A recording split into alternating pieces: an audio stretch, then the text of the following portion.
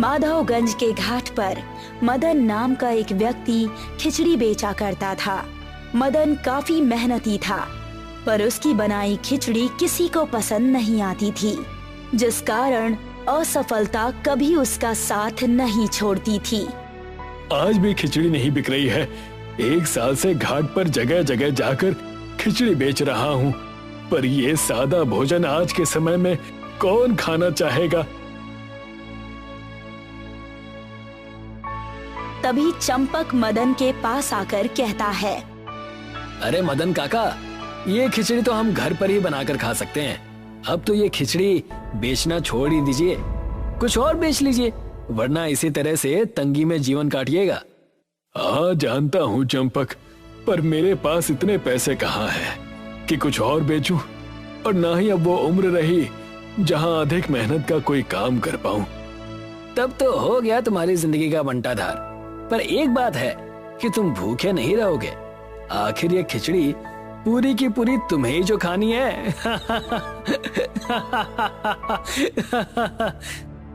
चंपक की बात सुनकर मदन काफी निराश हो गया और अपने घर की तरफ निकल पड़ा। घर आकर वो मीनाक्षी से कहने लगा, मुझे क्षमा करना भाग्यवान कि तुम्हें अपनी पूरी जिंदगी मुझ जैसे गरीब के साथ बितानी पड़ी। ऐसा क्यों कहते हैं? मैंने तो कभी आपको अपने भाग्य का दोषी नहीं ठहराया। फिर भी नहीं, मैं अपने भाग्य से संतुष्ट हूँ। और जहाँ तक रही बात इस खराब परिस्थिति की, मैं घाट के पास वाले मंदिर में फिर मनोकामना करूंगी कि वो आपको सफलता दिलाएं। मैं भी चलूंगा मंदिर, पर कुछ मांगने नहीं मीनाक्षी। ईश्वर ने मेरी जोड़ी तुम्हारे साथ बना दी, इस उपकार के लिए उनका धन्यवाद करने।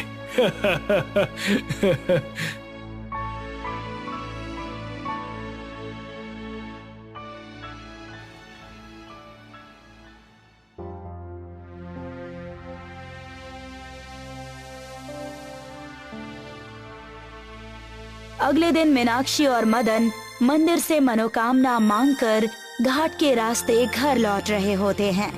तभी मीनाक्षी की नजर नदी के किनारे पर पड़े एक चमकीले पत्थर पर पड़ती है। अरे देखिए जी, कितना सुंदर पत्थर है। हाँ, है तो काफी आकर्षक। हाँ, इसे घर में सजावट के लिए इस्तेमाल करेंगे। जैसा तुम कहो भाग्यवान। मदन वो पत्थर उठाता है।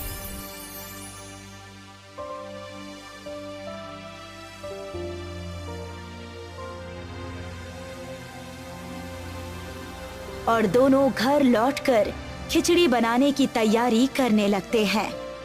बस अब इसमें उबाल आ जाए तो तुम इसे ढक देना मीनाक्षी।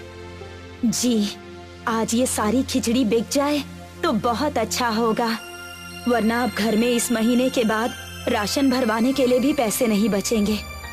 हम तो बस मेहनत ही कर सकते हैं, फल की चिंता ईश्वर पर छोड़ दो मीनाक्षी। मीनाक्षी उबाल आने पर खिचड़ी को ढकने जाती है और तभी वो पत्थर उसके हाथों से खिचड़ी में गिर जाता है। हाय राम, गरीबी में आटा गीला। क्या हो गया? वो चमकीला पत्थर इस खिचड़ी में गिर गया। पहले ही ये मसाला खिचड़ी बिकती नहीं और अब ये देखिए क्या हो गया। बस इतनी सी बात, तुम चिंता मत करो, मैं इस पत्थर को अभी निकाल देता हूँ। पर अब दूसरी खिचड़ी बनाने के पैसे कहाँ हैं कि हम फिर से बनाएंगे? वैसे भी ये मसाला खिचड़ी कोई खरीदेगा नहीं, मुझे देर भी हो रही है, मैं इसी खिचड़ी को लेकर जा रहा हूँ। मदन घाट पर मसाला खिचड़ी बेचने के लिए खड़ा था और रोज की तरह उसके पास कोई ग्राहक नहीं थे।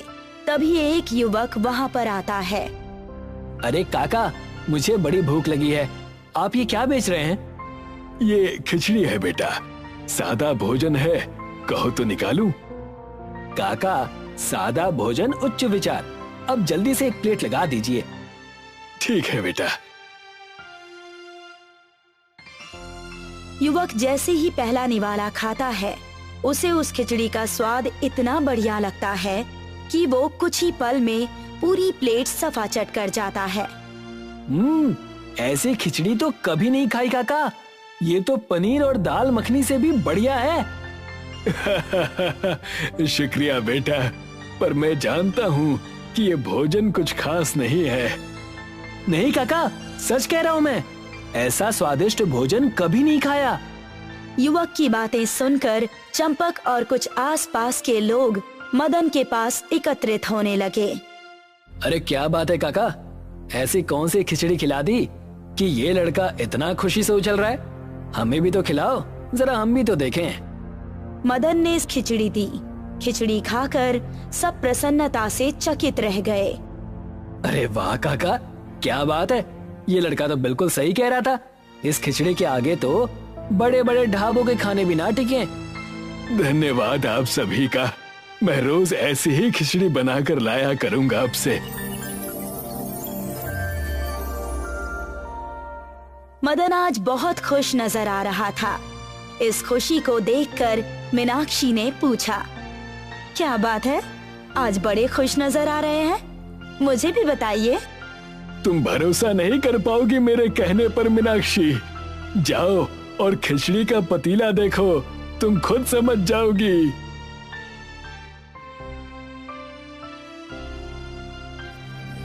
मीनाक्षी खिचड़ी के पतीले को देखती है। कहा था ना, भरोसा नहीं होगा। बिक गई, सारी की सारी मसाला खिचड़ी बिक गई। पर ये हुआ कैसे? वही तो मैं भी सोच रहा हूँ, पर मसाले तो रोज जितने पड़ते हैं उतने ही पड़े, तो आज ऐसा अलग क्या हुआ? अलग क्या जी, आज तो बस वो चमकीला पत्थर गिरा था उस खिचड़ी में, जिससे खिचड़ी और खराब हो गई थी।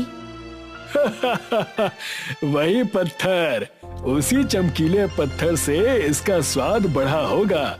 जरूर ये हमारी प्रार्थना के कारण हमें भगवान से मिला है। अब तो हमारी खिचड़ी रोज बिक जाया करेगी और हमें अब पैसों की तंगी से छुटकारा मिलेगा। अब 1 महीना बीत चुका था और मदन ने अपनी कमाई से मसाला खिचड़ी नाम की एक नई दुकान खोल ली।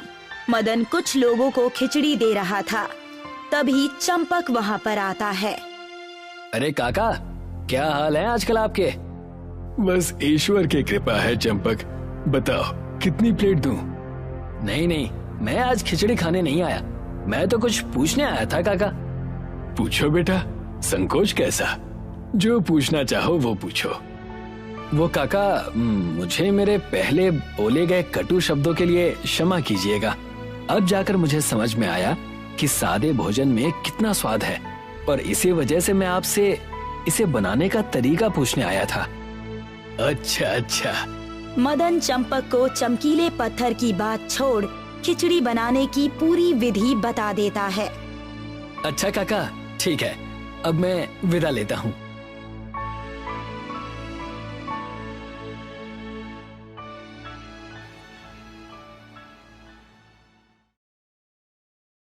ये काका तो बड़े ही मूर्ख निकले, पूरी खिचड़ी बनाने की विधि बता दी।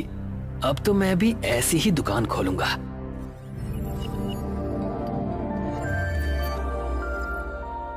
अगले दिन मदन अपनी दुकान पर आता है तो देखता है कि चंपक ने ठीक मदन की दुकान के सामने एक नई मसाला खिचड़ी की दुकान डाल दी है।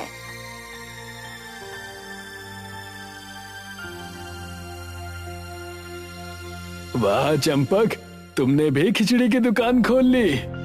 अब तो पछतावा हो रहा होगा काका आपको, मुझे पूरी विधि जो बता दी। नहीं, ऐसा नहीं है, मैं तो सच में खुश हूँ चंपक।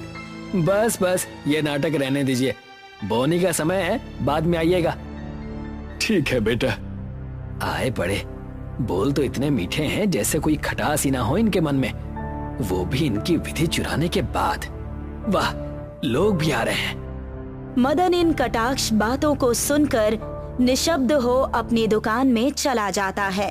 कुछ लोग चंपक की नई दुकान देखकर उसके पास आते हैं। तुम भी मसाला खिचड़ी बेचने लगे चंपक?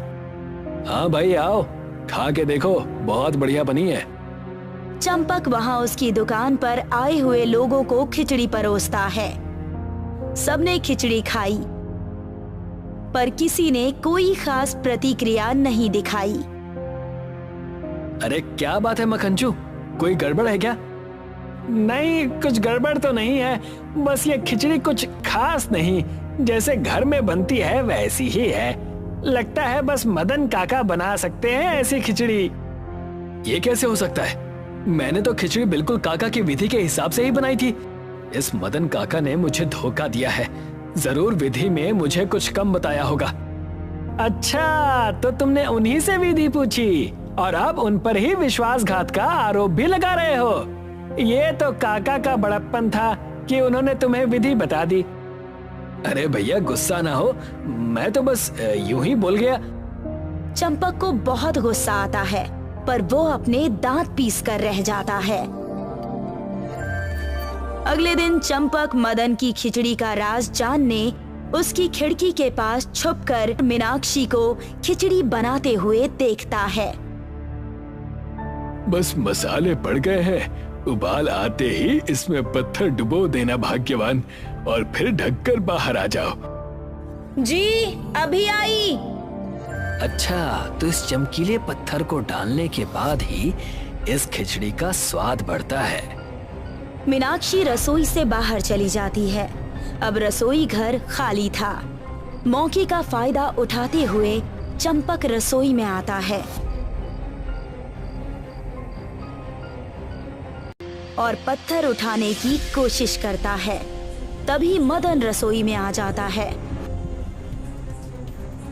अरे चंपक, तुम मेरी रसोई में क्या कर रहे हो?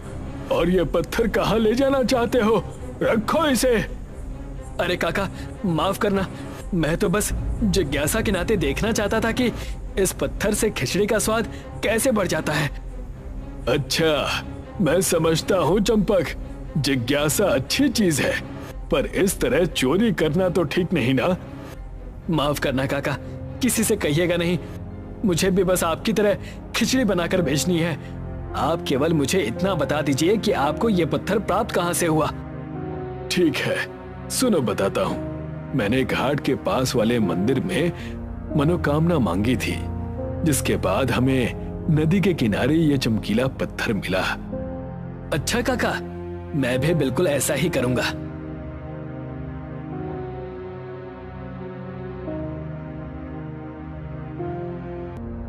मूर्खों की सोचने की शैली भी अलग ही होती है।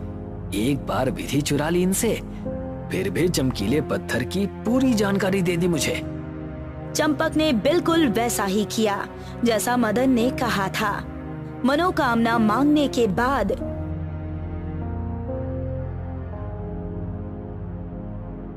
वो नदी किनारे पत्थर ढूंढने लगा। तभी उसे एक चमकीला पत्थर दिखाई देता है। वैसा ही हुआ जैसा मदन काका ने कहा।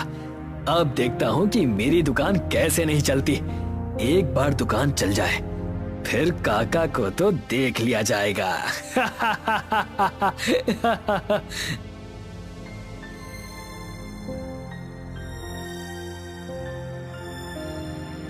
चंपक अपनी दुकान पर खड़े होकर सबको आवाज लगाने लगा।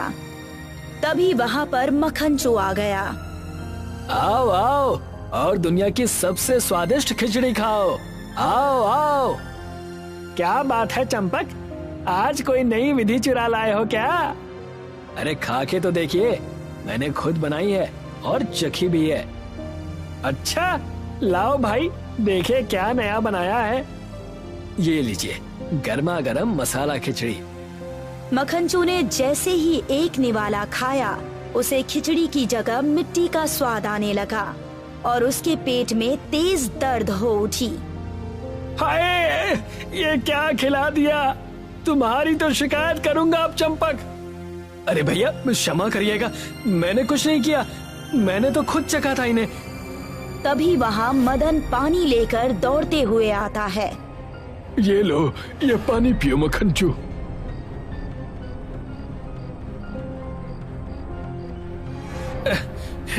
धन्यवाद काका, इसमें मेरी कोई गलती नहीं है। ये तो इन्हीं काका ने कहा था कि नदी के किनारे पत्थर मिलेगा जिससे खिचड़ी का स्वाद बढ़ जाएगा। इसमें अगर कहीं से किसी की गलती है तो चंपक वो तुम्हारी ही है। तुम मुझसे छल करके विधि पूछ सकते हो, या पत्थर चोरी करने की कोशिश भी कर सकते हो, पर तुम ईश्वर और स्वयं से छल नहीं कर सकते। मदन की बात सुनकर चंपक को अपने अवगुणों का और अपनी गलतियों का एहसास हुआ। इस घटना के बाद से मदन का जीवन सुखमय रहा। एक गांव में सुधा नाम की बूढ़ी औरत रहा करती थी। उसके परिवार में उसका बड़ा बेटा निरंजन और उसकी बेटी शिखा ही थी। उसकी बेटी शिखा गांव में ब्यूटी पार्लर चलाया करती थी। एक दिन की बात है, सुधा सोकर उठी तो उसने देखा कि उसकी बेटी तैयार होकर कहीं जा रही थी। शिखा, इतनी सुबह सुबह तैयार होकर तुम कहाँ जा रही हो? अभी तो ब्यूटी पार्लर खोलने का टाइम भी नहीं हुआ। मैं ये शहर छोड़कर जा रही हूँ माँ। अब मुझे इस गांव में नहीं रहना। ये कैसी बात कर रही हो तुम? नहीं रहने से तुम्हारा क्या मतलब है? तभी सुधा का बेटा निरंजन वहां आकर बोला, शिखा, तुम बताते क्यों नहीं माँ को कि तुम ये शहर ही नहीं बल्कि देश भी छोड़कर जा रही हो, वो भी मेरे साथ। सुधा अपने बेटे की ओर देखकर बोली, बेटा, ये कैसी बातें कर रहे हो तुम? मैं सही कह रहा हूँ माँ। मुझे इन अनपढ़ गंवार गांव वालों के साथ नहीं रहना। आपसे मैं कई बार अपने मन की बात कह चुका था, लेकिन एक आप हैं जो इस गांव को छोड़ने के लिए तैयार ही नहीं है। इस गांव में मेरे पति की यादें बसी हैं। इस घर में मेरी आत्मा बसती है। मैं भला कैसे जा सकती हूँ? तो फिर आप अपनी यादों के सहारे ही इस गांव में रहिए। हमें नहीं रहना यहाँ। भैया को अमेरिका में जॉब मिल गई है और कंपनी ने उन्हें फ्लैट भी दिया है। मैं भैया के साथ ही रहूंगी। तुम दोनों चले जाओगे तो मैं अकेली क्या करूंगी? मेरा खर्चा पानी कैसे चलेगा? वो सब मुझे नहीं पता माँ। अगर आपको अपने खर्चे पानी की इतनी ही चिंता है तो आप भी हमारे साथ चलिए ना। नहीं तो मेरी बहन जो ब्यूटी पार्लर चलाती थी, आज से आप वो ब्यूटी पार्लर चलाकर अपना खर्चा पानी निकाल सकती हैं। इतना कहकर निरंजन और शिखा अपना सामान लेकर घर से बाहर निकल गए। सुधा बेचारी दिन भर रोती रही।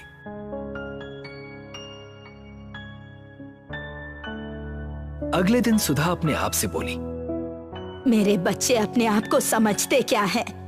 इन दोनों को क्या लगता है कि उनके बगैर उनकी माँ अकेले नहीं रह सकती? शिखा शायद भूल गई कि उसने ब्यूटिशियन का कोर्स मुझसे ही सीखा था।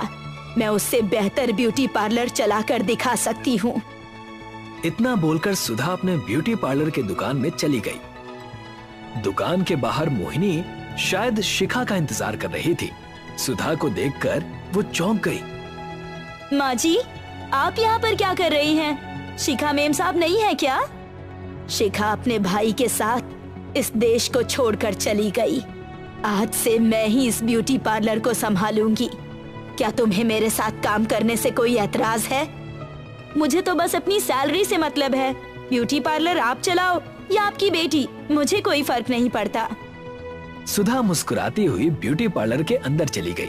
कुछ देर के बाद एक 20 वर्षीय लड़की ब्यूटी पार्लर के अंदर आ गई। शिखा दीदी कहाँ है? मोहिनी के बोलने से पहले ही सुधा बोली, शिखा गांव छोड़कर चली गई है बेटी। तुम बताओ, तुम्हें क्या करवाना है? देखो, मुझे अपने चेहरे पर मसाज करवाना है। मसाज थोड़ा अच्छा करना, क्योंकि आज मुझे एक शादी में जाना है। सुधा मोहिनी की ओर देखकर बोली, सामने जो क्रीम रखी हुई है उसको उठाओ। सुधा अपने हाथों से उस लड़की की मसाज करने लगी। मसाज पूरा होने के बाद वो लड़की खुश होती हुई बोली, अरे वाह माँ जी, आपके हाथों में तो जादू है। आपने तो मेरे चेहरे पर अलग ही ग्लो ला दिया। आप अपनी बेटी से कहीं ज्यादा अच्छा मसाज करती हैं। इतना कहकर वो लड़की वहां से चली गई। अगले दिन वही लड़की कुछ और लड़कियों को लेकर ब्यूटी पार्लर के अंदर आ गई और सुधा की ओर देखकर बोली, माँ जी, कल मैं जिस फंक्शन में गई थी, वहाँ के लोग मुझे घूर घूर के देख रहे थे। जानती है क्यों? सिर्फ आपके किए हुए मसाज की वजह से। और मेरी दोस्त भी मुझसे जिद करने लगी कि वो भी आप ही के हाथों से मसाज करवाएगी। ये तो बहुत अच्छी बात है बेटी। सुधा सबका मसाज करने लगी। कुछ ही दिनों में सुधा का ब्यूटी पार्लर पहले से और ज्यादा अच्छा चलने लगा। समय ऐसे ही बीतने लगा। कुछ महीनों बाद सुधा के ब्यूटी पार्लर पर एक लग्जरी कार आकर रुक गई। कार के अंदर से एक लंबा चौड़ा व्यक्ति एक लड़की के साथ ब्यूटी पार्लर के अंदर आकर सुधा से बोला, मेरा नाम कर्मदास है, मैं एक विधायक हूँ। कल मेरी बेटी की शादी है। सुना है कि आप मेकअप बहुत अच्छा करती हैं। ये तो मेरे लिए बहुत ही सौभाग्य की बात है विधायक जी, जो आप इतना विश्वास करके अपनी बेटी को यहाँ लेकर आए।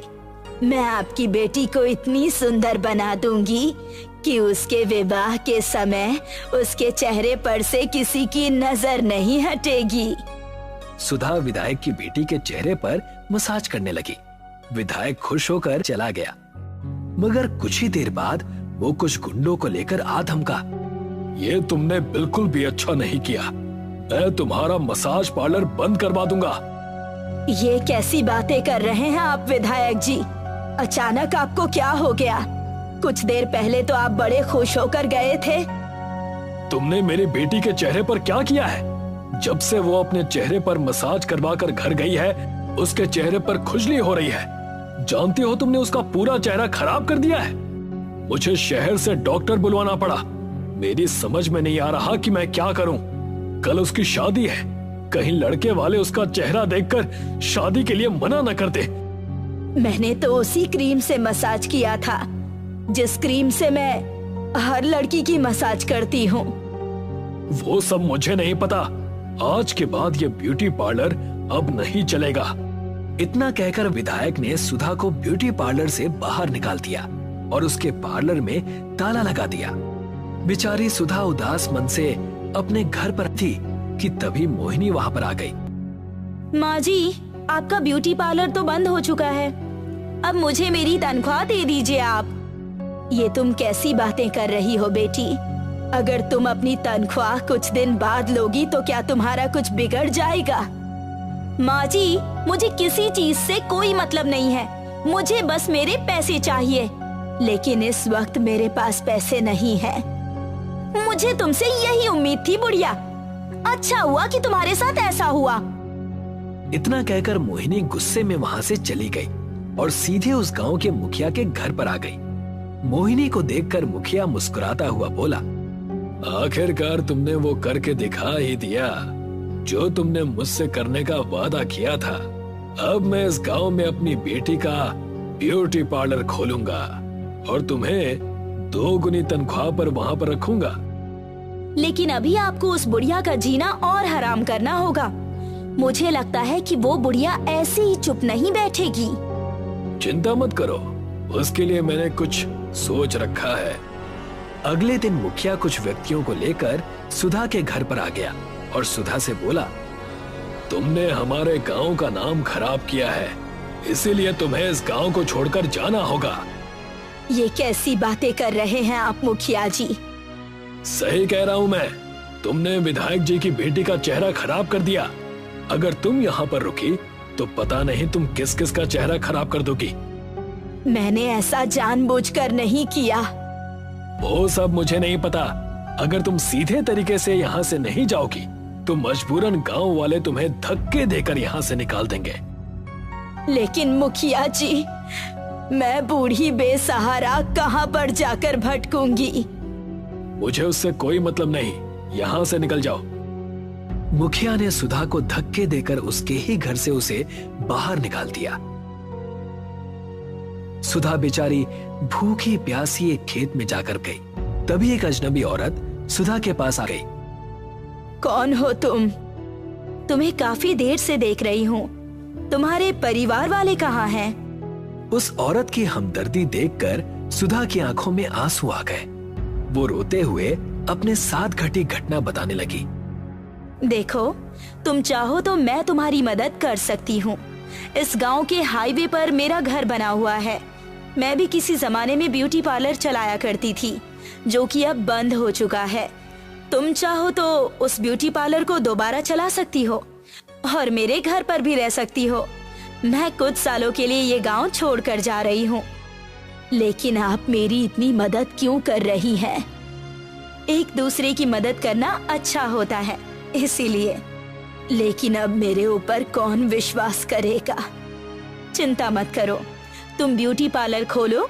मेरे ब्यूटी पार्लर में जो क्रीम रखी हुई है, तुम उसी क्रीम से ही लोगों के चेहरे पर मसाज करना और उसके बाद तुम देखना उसका कमाल। सुधा उस औरत के साथ चली गई और उसका ब्यूटी पार्लर आंखें फाड़ फाड़ कर देखने लगी, क्योंकि वो बहुत ही सुंदर बना हुआ था। वो औरत सुधा को सब कुछ समझाकर वहां से चली गई। अगले दिन सुधा ब्यूटी पार्लर खोलकर बैठ गई। कुछ ही देर बाद बूढ़ी औरत सुधा के ब्यूटी पार्लर के अंदर आ गई। क्या आपको अपनी बेटी का मसाज करवाना है? लेकिन आपके साथ तो कोई नजर नहीं आ रहा। ये कैसी बातें कर रही हो तुम? क्या बूढ़ी औरत को मसाज करवाने का कोई अधिकार नहीं? मेरे चेहरे का मसाज करो। मैं भी आजकल की जवान लड़कियों से कम नहीं। सुधा मुस्कुराते हुए उस बूढ़ी औरत का मसाज करने लगी और वो जवान हो गई। मैं तो जवान हो गई? ऐसा कैसे संभव हो सकता है? ये तो मेरी भी समझ में नहीं आया कि ऐसा चमत्कार कैसे हुआ। बूढ़ी औरत अब जवान हो चुकी थी। उसने ढेर सारे पैसे सुधा के हाथ में रख दिए। एक दिन सुधा के मन में एक विचार आया और वो अपने आप से बोली, हमारे देश में बहुत सी ऐसी लड़कियां हैं जो ज्यादा उम्र होने की वजह से अपने घर पर बैठी हुई हैं और कोई भी उनसे विवाह नहीं करता। आज के बाद मैं उन लड़कियों की मसाज मुफ्त में करूंगी। सुधा ने अखबार में एक ऐड दे दिया। ऐड देते ही उसके मसाज पार्लर में और लड़कियों की लाइन लगने लगी, जो उम्र ज्यादा होने की वजह से बूढ़ी नजर आती थी। कुछ दिनों के बाद वही विधायक अपनी बेटी को लेकर सुधा के पास आया। मुझे माफ कर दो माँ जी, मैं अपनी बेटी का बिगड़ा हुआ चेहरा देखकर कुछ ज्यादा ही क्रोधित हो गया था। मैंने आपको अपमानित किया। मुझे नहीं पता तुम्हारी बेटी का चेहरा कैसे बिगड़ा, लेकिन यकीन मानो तुम्हारी बेटी का चेहरा बिगाड़ने में मेरा कोई हाथ नहीं है। मेरी बेटी की शादी टूट गई और अब उससे कोई शादी करने को तैयार नहीं। चिंता मत कीजिए। इतना कहकर सुधा उसकी बेटी के चेहरे पर मसाज करने लगी। मसाज करते ही उसकी बेटी का चेहरा बिल्कुल ठीक हो गया। इधर गांव का मुखिया सुधा का ब्यूटी पार्लर चलना देखकर काफी परेशान हो चुका था। वो क्रोधित होते हुए मोहिनी की ओर देखकर बोला, आखिर ये सब कुछ हो क्या रहा है मोहिनी? मुझे खुद नहीं पता, बस इतना पता है कि बूढ़ी औरतें उसके पार्लर में जाती हैं और जवान होकर बाहर निकलती हैं। अरे उसने तो बहुत ज्यादा उम्र की औरतों को भी जवान करना शुरू कर दिया है। धीरे धीरे उसका नाम बढ़ता जा रहा है। अगर ऐसा ही हाल रहा तो वो दिन दूर नहीं जब उसका कद मुझसे भी बड़ा हो जाएगा। बड़ा हो नहीं जाएगा, बल्कि बड़ा हो चुका है। शायद आपको पता नहीं कि जिस विधायक की बेटी का चेहरा मेरी वजह से बिगड़ा था, कल उस बुढ़िया ने उसका चेहरा बिल्कुल सही कर दिया। आखिर उसके पास ये जादुई शक्तियाँ आई कहाँ से? पता नहीं। वो जिस जगह पर अपना ब्यूटी पार्लर चला रही है, वो जगह बरसों से बंद पड़ी हुई थी। सुधा वहाँ पर कैसे पहुँची, इसका किसी को कोई अंदाजा नहीं है और लोगों को इस बात से मतलब भी नहीं है, क्योंकि सुधा सबकी मदद कर रही है। मेरे पास एक तरकीब है। हमें इस रहस्य को जानने के लिए उसके ब्यूटी पार्लर के अंदर जाना होगा। तुम एक बहुत अच्छी ब्यूटिशियन हो। तुम मेरा और अपने चेहरे का ऐसा मेकअप करो कि हम दोनों बिल्कुल बूढ़े नजर आए। उसके बाद जाकर देखते हैं कि वो आखिर क्या चमत्कार करती है। वो दोनों बूढ़े का रूप लेकर सुधा के ब्यूटी पार्लर में चले गए। मैं बूढ़ा होने के साथ साथ बहुत ज्यादा बदसूरत भी हूँ। लोग मुझे ताने देते हैं। मैं चाहता हूँ कि आप मुझे जवान कर दे। मैं सिर्फ लोगों के चेहरे का मसाज करती हूँ। वो कैसे जवान हो जाती हैं, ये मुझे भी नहीं पता। वैसे तुम्हारे साथ में ये कौन है? ये मेरी पत्नी है। सुधा ने उन दोनों के चेहरे पर मसाज कर दिया, मगर उन दोनों के चेहरे पर कोई परिवर्तन नहीं आया। मेरा चेहरा तो बिल्कुल वैसा का वैसा ही है। मैं तो जवान ही नहीं हुआ। इसका मतलब तुम लोगों को धोखा दे रही हो। मैं तुम्हारी पुलिस में शिकायत करूंगी। इतना कहकर मुखिया और मोहिनी वहां से निकलकर घर पर आ गए। हम दोनों के चेहरे पर तो ऐसा कुछ भी नहीं हुआ मोहिनी। लगता है कोई दूसरा तरीका अपनाना पड़ेगा। अब इस मेकअप को साफ कर दो। सुधा अपने और मुखिया के चेहरे का मेकअप साफ करने लगी, मगर मोहिनी के लाख कोशिश करने के बावजूद मेकअप साफ नहीं हुआ। क्या हुआ मोहिनी, तुम्हारा मेकअप मेरे चेहरे से उतर क्यों नहीं रहा? मुझे नहीं पता मुखिया जी कि ये सब कुछ कैसे हुआ। मेरे भी चेहरे से मेकअप नहीं उतर रहा। ऐसा लग रहा है जैसे कि ये मेकअप हमारे चेहरे के अंदर बस गया हो। मुखिया और मोहिनी घबराकर सीधे सुधा के पास चले गए। मुझे माफ कर दो। मुझे भी माफ कर दीजिए। मेरी ही वजह से आपका ब्यूटी पार्लर बंद हुआ था। मैंने ही आपको खराब क्रीम दी थी, जिसकी वजह से विधायक जी की बेटी का चेहरा बिगड़ा। अब हम दोनों को प्लीज ठीक कर दीजिए। तुम दोनों यहाँ से जा सकते हो। शायद ईश्वर ने तुम्हें तुम्हारे कर्मों की सजा दी है। और रही बात जवान होने की, तो मैं सिर्फ लोगों का मेकअप करती हूँ। वो कैसे जवान हो जाती हैं मुझे भी नहीं पता। मोहिनी और मुखिया मुंह लटकाकर रोते हुए वहां से चले गए। तभी वहां पर एक तेज प्रकाश हुआ और वही औरत जिसने सुधा की मदद की थी सामने निकल कर आई। कौन हो तुम? मैं मेकअप की देवी हूँ। तुम्हें परेशान देखकर मैंने तुम्हारी सहायता की। तुमने जिस तरह से उन लड़कियों की सहायता की है जिनके रिश्ते नहीं हो पाए, मुझे तुम पर बहुत गर्व है। आज से ये ब्यूटी पार्लर तुम्हारा हुआ। इतना कहकर वो गायब हो गई।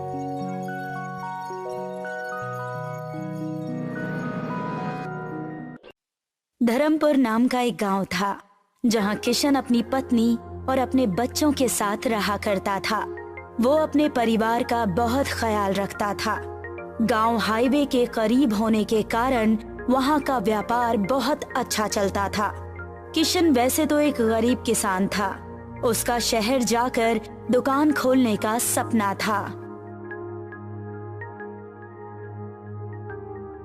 काश मैंने अपनी माँ की बात मान ली होती, तो मैं आज इस कदर परेशान नहीं होती और अपना भविष्य तुम्हारे साथ नहीं देखना पड़ता। तुम हर सुबह मुझे ताना सुनाती हो। अपने मायके क्यों नहीं चली जाती? यहाँ तुम्हें कम से कम 2 वक्त की दाल रोटी तो मिल रही है। वहाँ तुम्हें क्या मिलेगा? देखिए जी, आप भले ही मुझसे जो जी में आए कहिए, लेकिन मेरे मायके वालों के बारे में कुछ मत कहिए। अच्छा बाबा ठीक है, पर तुम इतनी बौखलाई हुई क्यों हो? बच्चों ने कितने दिनों से बर्गर और पिज्जा नहीं खाया है। उनकी जिद है कि अब उन्हें घर का खाना नहीं खाना। तुम तो जानती हो भाग्यवान, इस बार खेती में ज्यादा बारिश के कारण हमें कितना नुकसान हुआ है। ऊपर से नील गाय कितने सारे आ गए हैं।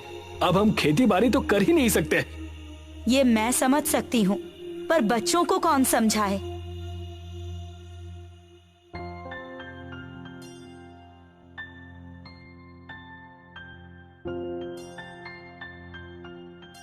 किशन अपने दोनों बच्चों को स्कूल से घर लेकर आता है।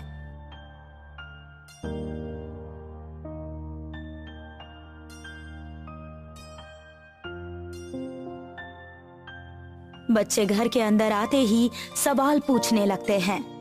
पापा, मेरा पिज्जा कहाँ है? ना पिज्जा है और ना बर्गर। यहाँ तो कुछ भी नजर नहीं आ रहा। हाँ पापा, मेरे सारे क्लासमेट्स टिफिन में बर्गर और पिज्जा लेकर आते हैं, और एक हम है कि भिंडी लौकी खाते रहते हैं। बहुत बेइज्जती होती है हमारी। तुम दोनों चिंता न करो, हमारा समय भी बदलेगा। कुछ दिन और इंतजार कर लो। किशन और बच्चों की बात सुनकर साया की आंखों में आंसू आ गए। तब साया ने किशन से कहा, मैं कुछ दिनों के लिए अपने बच्चों को लेकर अपने मायके चली जाती हूँ। मेरा भाई उन्हें ये सारी चीजें लाकर दे देगा जो आप नहीं दे पा रहे हैं। इतना कहने के बाद साया अपने बच्चों को लेकर अपने मायके चली जाती है और किशन घर पर अकेला रह जाता है।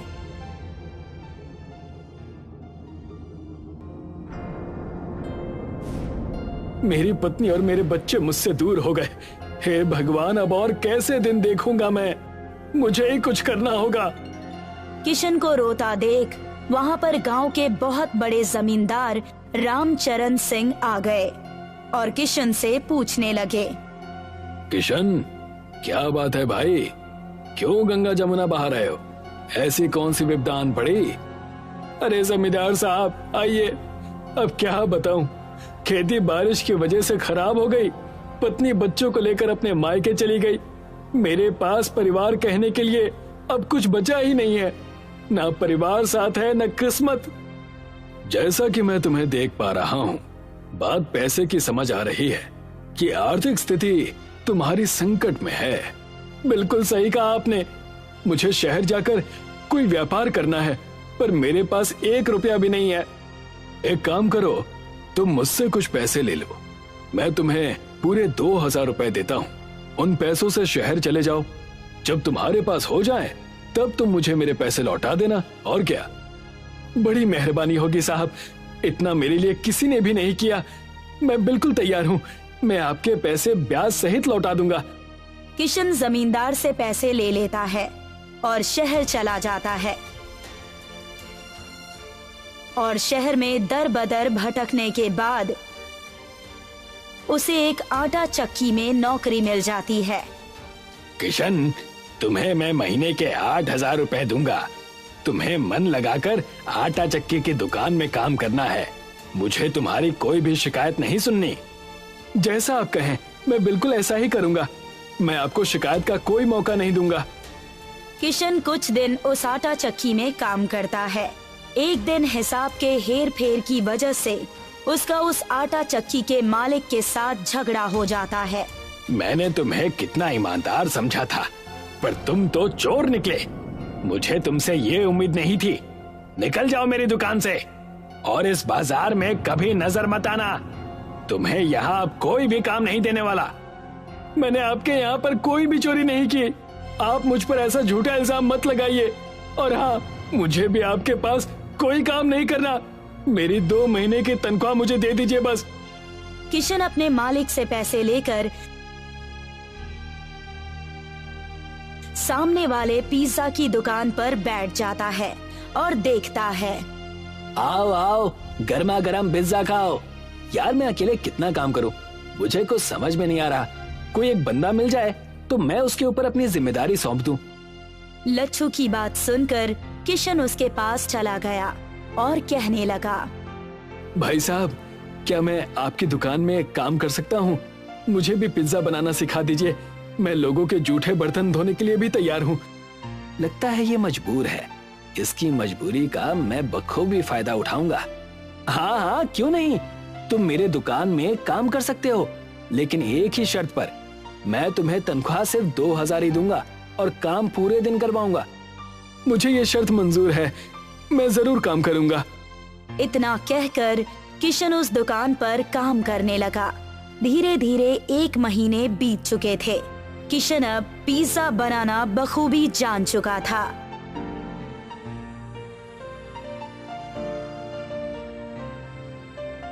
थोड़े से पैसे जमा करके किशन अपनी पत्नी और अपने बच्चों से मिलने अपने ससुराल पहुंचता है, जहां वो देखता है कि उसके बच्चे जूते सिलने और उन्हें पॉलिश करने का काम कर रहे हैं और उसकी पत्नी साया लोगों के घरों में काम कर रही है।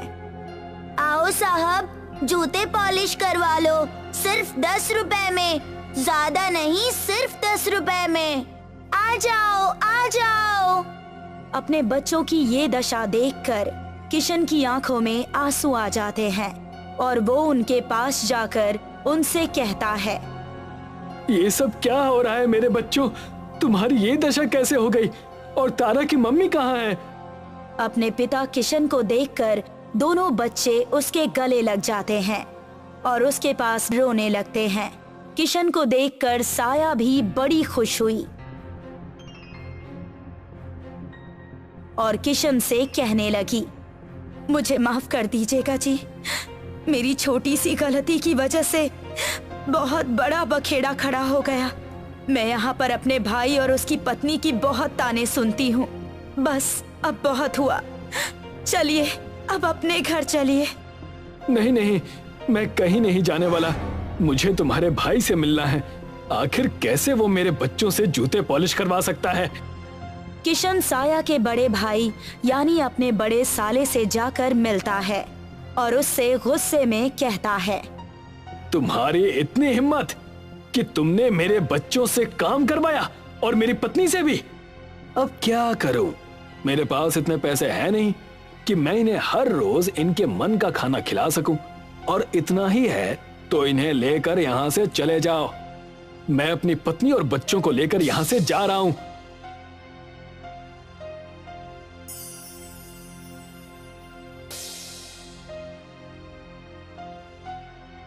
किशन अपने बच्चों और अपनी पत्नी के साथ अपने गांव चला आता है और देखता है कि रामचरण ने उसके घर और खेतों पर कब्जा कर रखा है। अरे आओ किशन आओ, मेरे ब्याज के पैसे मुझे दे देना और अपना घर छुड़वा लेना। पर 2000 रुपए के लिए आपने मेरा घर और खेत कैसे ले लिया? 2000 नहीं, मैंने तुम्हें पूरे 20,000 दिए थे और अब उसका ब्याज और सूद मिलाकर तुम्हें मुझे पूरे 1 लाख देने हैं। पैसे दो और अपनी जमीन और अपना घर ले जाओ।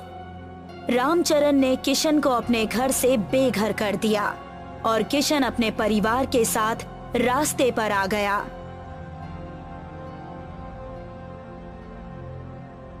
और तब किशन ने अपनी पत्नी साया से कहा, तुम चिंता ना करो भाग्यवान, मेरे पास एक तरकीब है जो हमें करनी है। मैं कुछ समझी नहीं, आप कहना क्या चाहते हैं? जब मैं शहर में था तो मैंने पिज्जा बनाने का काम सीखा था और अब मैं वही इस गांव के पास लगे हुए हाईवे के सामने खोलूंगा और पिज्जा बेचूंगा। क्या सच? आप सच में पिज्जा की दुकान खोलेंगे? जैसा आप कहें जी, मैं तो कब से चाहती हूँ कि ऐसा कुछ हो और मैं दुकान चलाऊं, और तो और मुझ में दुकान चलाने का हुनर भी है। तब देर किस बात की, हम ऐसा ही करेंगे। किशन और साया ने हाईवे के एक जमीन पर एक छोटा सा पिज्जा का दुकान खोल लिया और उसका नाम रखा पिज्जा एक्सप्रेस हाईवे। देखते ही देखते दुकान चल पड़ी और उस दुकान पर भारी भीड़ इकट्ठा रहने लगी। देखा भाग्यवान, मैंने कहा था ना, हम जरूर काबिल होंगे, बस हमें मेहनत और लगन से सारे काम करने हैं। आपने सही कहा, अब बच्चे स्कूल में भी जाएंगे और हम उन्हें अच्छे कपड़े और अच्छा संस्कार भी देंगे। एक तरफ किशन के घर पर खुशियां आई हुई थीं, दूसरी तरफ रामचरण किशन की कामयाबी से जलने लगा था। रामचरण ने तय किया, उस किशन ने तो काया ही पलट दी और अब ये मैं देख नहीं सकता।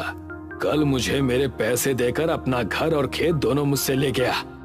मालिक, आप भी खामखा चिंता कर रहे हैं, हमें बस उसकी दुकान तोड़नी ही तो है, और क्या। आज ही रात को हम उसकी दुकान तोड़ देंगे। भाई साहब, आपके पास कुछ खाने को है? मैं कई दिनों से भूखी हूँ। आइए बहन जी, आप दुकान के अंदर आइए और पिज्जा खाइए। साया ने खुद अपने हाथों से एक पिज्जा उस सुंदर औरत को परोसा। वाह, ये तो बड़ा ही स्वादिष्ट पिज्जा है, पर मेरे पास देने के लिए तुम्हें पैसे नहीं हैं। मेरी पत्नी ने आपको बहन कहा है और आप अब घर की हुई, आप पैसों की चिंता ना कीजिए और पेट भर के खाइए। जैसे ही किशन ने इतना कहा, उस सुंदर औरत ने एक परी का रूप धारण कर लिया और उनसे कहने लगी, हमेशा खुश रहो किशन और साया, मैं एक मायावी परी हूँ। तुम्हारी नेकी और तुम्हारी ईमानदारी ने मेरा मन मोहित कर लिया। अब से तुम जो भी पिज्जा बनाओगे वो विशाल पिज्जा बन जाएगा और एक पिज्जा खाते ही सभी का पेट भर जाएगा। तुम्हारे दुकान को अब कोई हानि नहीं पहुंचा सकता। हमेशा खुश रहो। इतना कहकर वो परी वहां से गायब हो गई और किशन और साया उस परी के आशीर्वाद से बहुत ज्यादा खुश हो गए।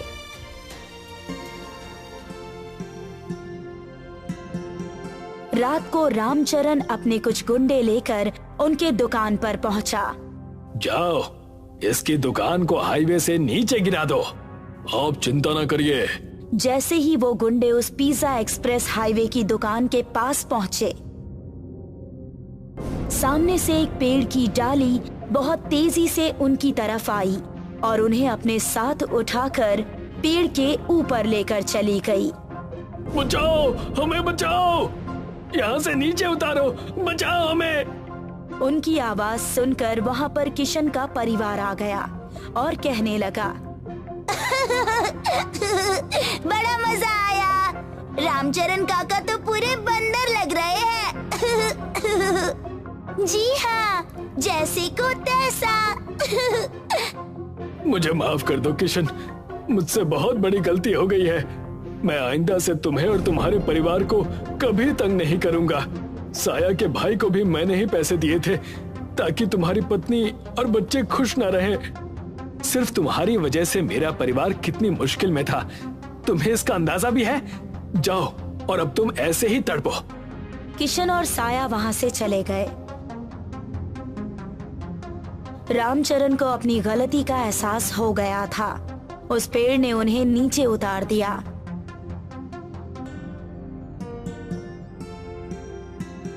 तब से किशन अपना पिज्जा एक्सप्रेस हाईवे बहुत अच्छे से चलाने लगा और खुशहाल जिंदगी जीने लगा। एक गांव में राजू नाम का एक 22 वर्षीय युवक रहा करता था। राजू सोकर उठा ही था कि तभी उसके पिता मोहन उसके पास आकर उसे गुस्से से घूरने लगे। क्या बात है पिताजी, सुबह सुबह मुझे ऐसे गुस्से से क्यों घूर रहे हैं? राजू, मैं तुमसे तंग आ गया हूँ। अब मैंने ऐसा क्या कर दिया? कितनी बार कहा है कि काम धंधे में मेरा हाथ बटाया करो, लेकिन तुम्हें आवारागर्दी करने के अलावा कुछ भी नहीं सूझता। ये आप कैसी बातें कर रहे हैं पिताजी? आप अच्छी तरह से जानते हैं कि मेरे सपने कितने बड़े बड़े हैं। हाँ हाँ, अच्छी तरह से जानता हूँ। तुम और तुम्हारे मुंगेरी लाल के सपने जो कभी पूरे नहीं होंगे। आपको जो कुछ भी कहना है आप अभी कह लीजिए पिताजी, लेकिन देखिएगा जिस दिन मेरी दुबई में नौकरी लग जाएगी ना, उस दिन आपको मुझ पर गर्व होगा। तुम एक नंबर के बेवकूफ लड़के हो राजू। अरे अपने देश में धन की आखिर क्या कमी है जो तुम विदेश में जाने के सपने देखते हो? आप कुछ भी कहिए पिताजी, लेकिन मैं आपकी पानी पूरी की दुकान पर नहीं बैठने वाला। इतना बोलकर राजू अपने घर से बाहर निकल गया कि तभी उसे प्रीति ने आवाज देकर पुकारा। प्रीति राजू की प्रेमिका थी। राजू, अरे राजू, कहाँ जा रहे हो तुम? मैं तुम्हारे पास ही आ रही थी। प्रीति, मैं इस वक्त बात करने के मूड में बिल्कुल भी नहीं हूँ। अरे सुबह सुबह आखिर तुम्हें क्या हुआ? क्या हुआ? पिताजी जब देखो मुझे डांटते ही रहते हैं। आखिर वो तुमसे गलत क्या कहते हैं राजू? वो सिर्फ तुम्हें अपने काम में हाथ बटाने के लिए ही तो बोलते हैं ना। अरे मुझे नहीं बेचनी पानी पूरी। अब तुम भी सुबह सुबह मुझे ज्ञान देने मत बैठ जाना। वो सब छोड़ो राजू, तुम्हारे लिए खुशखबरी है। कैसी खुशखबरी? तुम्हें तो पता है मेरे पिताजी का कांटेक्ट दुबई तक है। कल मेरे पिताजी के दोस्त जो कि दुबई में बहुत बड़े शेख हैं, जिनके पास बहुत पैसा है, यहाँ आने वाले हैं। प्रीति की बात सुनकर राजू के चेहरे से गुस्सा उड़ गया और उसके चेहरे पर एक चमक आ गई। सच प्रीति? हाँ, मैं सच बोल रही हूँ। मैं तुम्हें कल उनसे जरूर मिलवाऊंगी।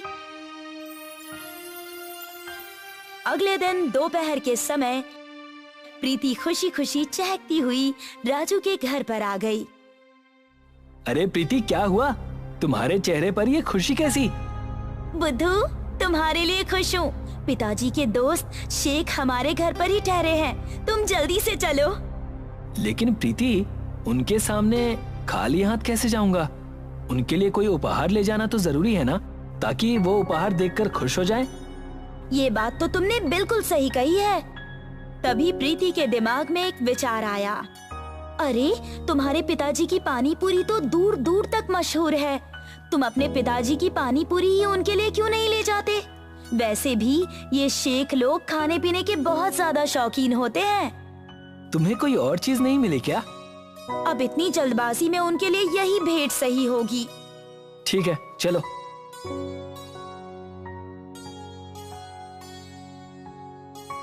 राजू अपने पिताजी की पानी पूरी एक बहुत ही अच्छे बर्तन में प्रीति के घर पर ले गया। शेख राजू की ओर देखकर बोला, उरी बाबा, ये लड़का कौन होती और ये हाथ में क्या पकड़ाती? राजू प्रीति की ओर देखकर बोला, ये क्या बोल रहे हैं? अरे ये बोल रहे हैं कि तुम कौन हो और तुम्हारे हाथ में क्या है। राजू शेख की ओर देखकर बोला, ये मेरे पिताजी के हाथ की बनी हुई पानी पूरी होती, जो कि सारे इलाके में बहुत ही प्रसिद्ध होती। उरी बाबा, ये प्रसिद्ध क्या होती? प्रसिद्ध मतलब इनके पिताजी की पानी पूरी सारे इंडिया में बहुत ही मशहूर होती।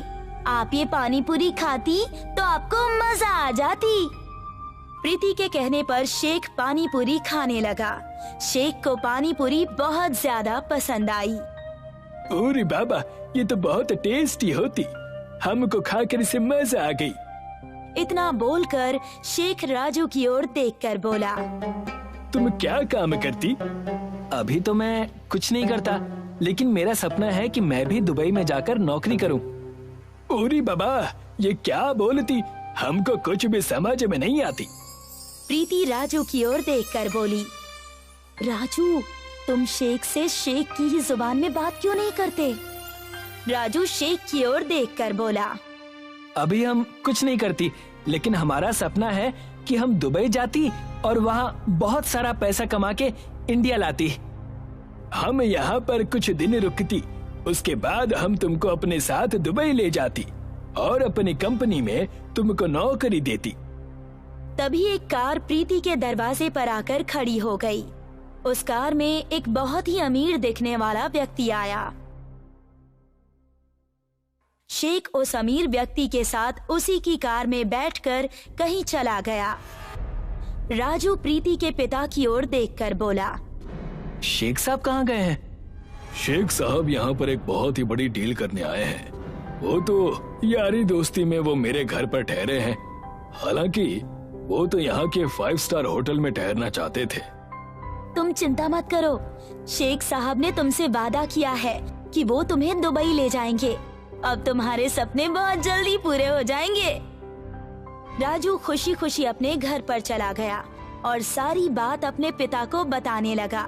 राजू की बात सुनकर राजू के पिता मोहन मुस्कुराते हुए बोले, राजू, तुम आज तक ठीक से मेरी दुकान पर पूरे दिन कभी नहीं बैठे, परंतु मुझे विश्वास है कि जिस दिन तुम मेरी दुकान पर पूरे दिन बैठ जाओगे, उस दिन तुम दुबई जाने का सपना छोड़ दोगे। तुम्हें अंदाजा हो जाएगा कि मैं पानी पूरी बेचकर कितना कमाता हूँ। और जिस दिन मैं दुबई चला गया ना पिताजी, उस दिन आपको पता लग जाएगा कि दुबई में कितनी इनकम होती है और दुबई के लोग कितने टैलेंटेड होते हैं। आपको अंदाजा भी नहीं है पिताजी कि शेख के पास कितना पैसा है। राजू की बात सुनकर मोहन मुस्कुराकर बाहर चला गया। अगले दिन राजू प्रीति के घर पर गया, मगर उसने देखा कि शेख मुंह लटकाए हुए बैठा हुआ था। राजू प्रीति के पिता की ओर देखकर बोला, शेख साहब को क्या हुआ? इनका चेहरा क्यों उतरा हुआ है? अब तुम्हें क्या बताऊं राजू, मैंने शेख साहब को मना किया था, यहाँ पर व्यापार बहुत ही ध्यान से कीजिएगा, लेकिन शेख साहब ने मेरी सुनी ही नहीं। मतलब कल जो व्यक्ति शेख साहब को लेने आया था, वो शेख साहब को चूना लगाकर भाग गया। दरअसल वो एक फ्रॉड था। तभी शेख उदास होता हुआ प्रीति के पिता की ओर देखकर बोला, अब हम क्या करती, हम तो बर्बाद हो गई। अब हम घर कैसे जाएगी? हमारे पास सिर्फ थोड़ी सही पैसे बची। हम सोचती कि हम यहीं से कुछ कमाकर अपने घर ले जाती, लेकिन हमारी समझ में नहीं आती कि हम क्या काम करती। शेख ने इतना कहा ही था कि तभी राजू के पिता मोहन वहां पर आकर शेख की ओर देखने लगे। शेख मोहन की ओर देखकर बोला, उरी बाबा, तुम कौन होती? तुम्हारा चेहरा तो इस लड़के से बहुत मिलती। मैं इस लड़के का पिता हूँ, मैं तुम्हारी मदद कर सकता हूँ। वो कैसी? तुम हमारी मदद कैसे कर पाती? हम इस देश में नया होती, हमारे पास अब कुछ नहीं बची, हम बर्बाद हो गई। कोई बात नहीं, कल तुमने जो मेरे हाथ की पानी पूरी खाई थी, वो हमारे देश में बहुत ज्यादा प्रसिद्ध है। अगर तुम चाहो तो मैं तुम्हें पानी पूरी बनाना सिखा सकता हूँ। अगर तुम पानी पूरी बेचोगे तो तुम अपना पैसा बहुत जल्दी कवर कर लोगे। ये आप कैसी बातें कर रहे हैं? शेख पानी पूरी बेचेंगे? क्यों नहीं बेच सकते? वैसे भी अब ये बर्बाद हो चुके हैं और पानी पूरी बेचना कोई बुरी बात नहीं है। मुझे देखिए, मैं एक दिन में पानी पूरी बेचकर कितना कमाता हूँ, इस बात का अंदाजा मेरे बेटे को भी नहीं है। प्रीति के पिता शेख को मोहन के पिता की कही हुई बात समझाने लगे। ये तो बहुत अच्छा आइडिया होती, हमको पसंद आई। हम पानी पूरी बेचती और बहुत सारा पैसा कमा कर दुबई ले जाती। शेख उस दिन के बाद मोहन के साथ पानी पूरी बनाना सीखने लगा। अब उसका ध्यान सिर्फ पानी पूरी बनाने सीखने की कला पर होती। ये सब देखकर राजू प्रीति से बोला, ये क्या प्रीति, मैं तो शेख साहब के साथ दुबई जाने का प्लान कर रहा था, मगर शेख साहब तो मेरे पिताजी से ही पानी पूरी बनाना सीखने लगे, जिससे मुझे सख्त नफरत है। प्रीति राजू की बात पर मुस्कुराने लगी। कुछ दिन बाद शेख पानी पूरी बनाना सीख गया और मोहन के बगल में ही एक दुकान खोलकर बैठ गया और आवाज लगाने लगा, अरे एक बार जो हमारे हाथ की बनी हुई पानी पूरी खाती, उसे मजा आ जाती। एक व्यक्ति वहां से गुजर रहा था। शेख को पानी पूरी बेचते देख वो व्यक्ति बुरी तरह से चौंकते हुए बोला, अरे ये कहीं ये मेरी आंखों का भ्रम तो नहीं? ये वाकई में शेख है या फिर शेख जैसे कपड़े पहना हुआ है? अब ये तो इससे पूछ कर ही पता चलेगा। वो व्यक्ति शेख के पास जाकर बोला, अरे क्या तुम असली शेख हो? ये तुम कैसी बातें करती, हम असली शेख होती। तो तुम पानी पूरी क्यों बेचती? क्योंकि यहाँ पर हम बर्बाद हो गई। हम पानी पूरी बेचकर बहुत सारा पैसा कमाकर दुबई ले जाती। तो फिर जल्दी से मेरे लिए एक प्लेट पानी पूरी लगाती, मुझे बहुत तेज भूख लगती। शेख ने खुशी खुशी उस व्यक्ति को एक प्लेट पानी पूरी लगा दी। वो व्यक्ति पानी पूरी खाकर खुश होता हुआ बोला, अरे वाह, तुम वाकई पानी पूरी बहुत अच्छी बनाती। क्या हम पानी पूरी बहुत अच्छी बनाती? अगर ऐसी होती तो हम दुबई में भी जाकर पानी पूरी ही बनाती।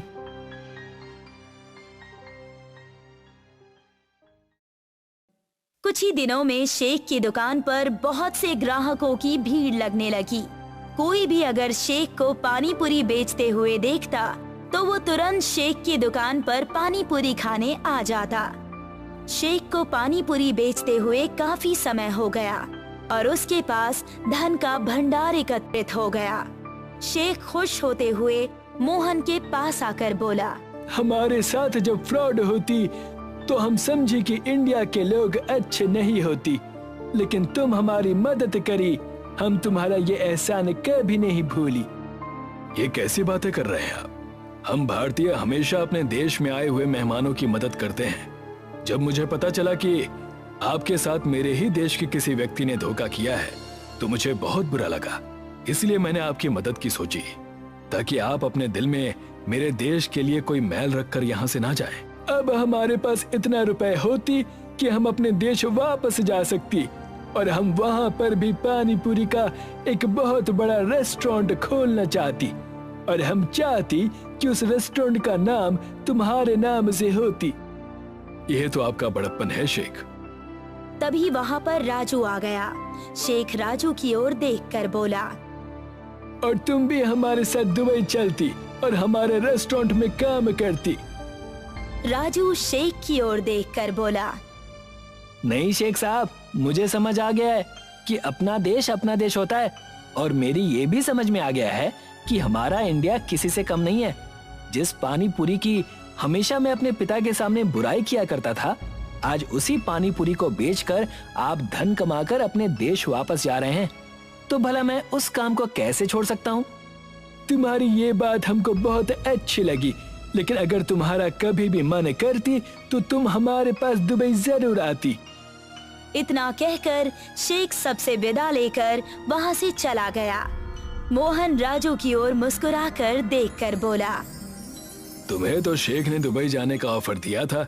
तुम्हें पता भी है कि वो मेरे नाम का एक रेस्टोरेंट दुबई में खोलना चाहता था। तुम उसके साथ क्यों नहीं गए? क्या मैं पागल हूँ जो मैं उसके साथ दुबई जाता? अरे जिसकी मदद खुद मेरे पिताजी ने की हो, भला मैं उसके यहाँ नौकरी क्यों करूँ? पिताजी मुझे माफ कर दीजिए। मुझे समझ आ गया है कि अपने देश की कमाई असली कमाई होती है और कोई भी काम छोटा बड़ा नहीं होता। राजू की बात सुनकर मोहन मुस्कुराने लगा। उस दिन के बाद राजू अपने पिता के साथ खुशी खुशी उनका हाथ बटाने लगा।